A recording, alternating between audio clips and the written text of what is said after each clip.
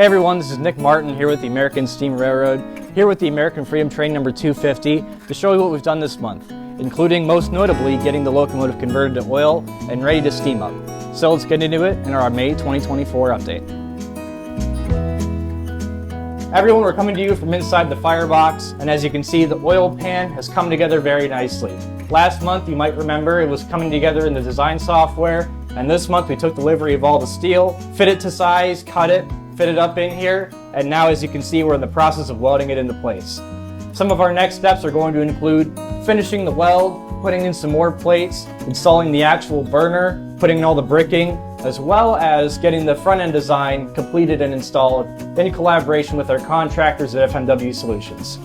In addition to the oil pan, we've also put in a brand new waste sheet at the back of the firebox, which is designed to allow for the firebox to expand backward as the boiler heats up and cools down. The original had some damage to it, probably dating back to a previous career. There was a fire in the ash pan that caused a big warp in it, as well as a lot of cracking that was repaired by welding over time. And upon examining it, we decided it was about time to get rid of it and make an all new one. We ordered some brand new steel that has been cut to size and fitted up in here with grade 8 bolts. And those are not your average hardware store bolts. So to talk a little bit more about those and some of the hardware that went into the waste sheet, we're going to talk to Forrest and Ace. So everybody, as Nick was saying, there are definitely a more special bolt that is needed to hold in that waste sheet, because a lot of people understand about the length of a bolt or the diameter of a bolt, but also bolts come in different grades or strengths. And usually what people buy at their local hardware store is a grade 3 or maybe a grade 5.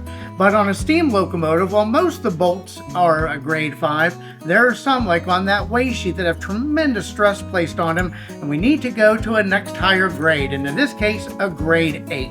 And how you can tell the difference on these bolts is by the head of them. A grade 5 has 3 hashes, and a grade 8 has 6 hashes, and that's how you can tell them apart. But also the cost. Now, a grade 5 bolt of the size that we need here, a 5-inch, is, in a grade 5, $3.41. But when we need to go to a grade 8, that $3.41 grade 5 turns into $9.39. So you can see it's almost 2.5 times more expensive. And also, if you're thinking, yes, the washers and nuts also need to be a grade 8 in those locations and have about 2.5 times the cost as well. There's no sense in putting in a grade 8 when a grade 5 will suffice, but when you need a grade 8, you must use it so you don't have a failure.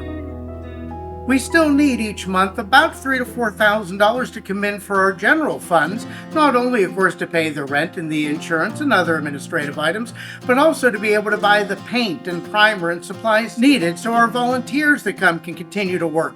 So after watching our update video this month, I hope you do take a moment, go to our website and make a donation, even just $1 or $2, or if you can $5 or $10 or maybe a little more, but even just $1 or $2 for the thousands of you that are watching. That would make such a big impact for us every month, so that way we can get the completion done on the timeline we are expecting within 12 to 15 months.